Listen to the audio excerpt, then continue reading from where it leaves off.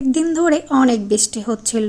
হঠাৎ গতকাল মেয়ে খাবার টেবিলে বসে বলছে, মা এই বৃষ্টিতে খিচুড়ি আর গরুর মাংস হলে কিন্তু অনেক ভালো লাগতো। তো মেয়েকে বললাম, আগে যেহেতু বলনি, এখন কি করার, আজকে খেয়ে নাও, আগামীকাল তোমাকে রান্না করে দেব। যেই কথা সেই কাজ, তো চলে এলাম আজকে রান্না করতে খিচুড়ি। কিন্তু দুঃখের বিষয় হলো আজকে কিন্তু সূর্য মামা অনেক আগুন হয়ে গেছে। তো কী আর করার, মেয়েকে যেহেতু কথা দিয়েছি তো রান্না করতে চলেই আসলাম। তো এখানে খিচুড়িটা রান্না করার জন্য প্রথমে আমি আস্ত সব মশলা দিয়ে দিয়েছি, পেঁয়াজ, রসুন আর অল্প কাঁচামরিচ দিয়েছি। এখন ভালো করে একটু লালচে করে ভেজে নিয়েছি। এ পর্যায়ে এখানে অ্যাড করে দিচ্ছি আদা বাটা, রসুন বাটা, এগুলো হালকা ভেজে নিয়েছি।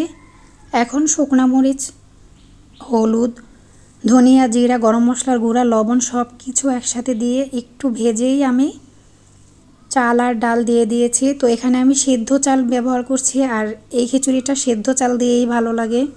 তো এগুলোকে আমি একটু ভালো করে ভেজে নিচ্ছি। তো এখানে আমি আরও এক ধরনের ডাল ব্যবহার করব, বুটের ডাল। তো এখানে চাইলে মুগ ডাল, মানে অন্যান্য আরও অনেক ধরনের ডাল ব্যবহার করলে খুব বেশি টেস্টি হয়। তো যেহেতু আমার হাতের কাছে বেশি ছিল না, তাই আমি বুটের ডালটাকে আগে ভালো করে সেদ্ধ করে নিয়েছি।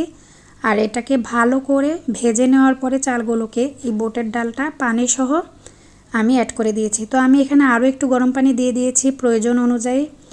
তো এই তো এখন ভালো করে নেড়ে, চালটা প্রায় 80% সিদ্ধ হয়ে গিয়েছে, কিন্তু আরও কিছু বাকি। তো এ পর্যায়ে আমি কাঁচামরিচ, একটু কেওড়া জল আর 1 চামচ ঘি দিয়ে এটাকে চুলার হিট একদমই নর্মালি দিয়ে কিছুক্ষণ দমে রেখে দেব, তাতে করে একদম 100% সিদ্ধ হয়ে যাবে।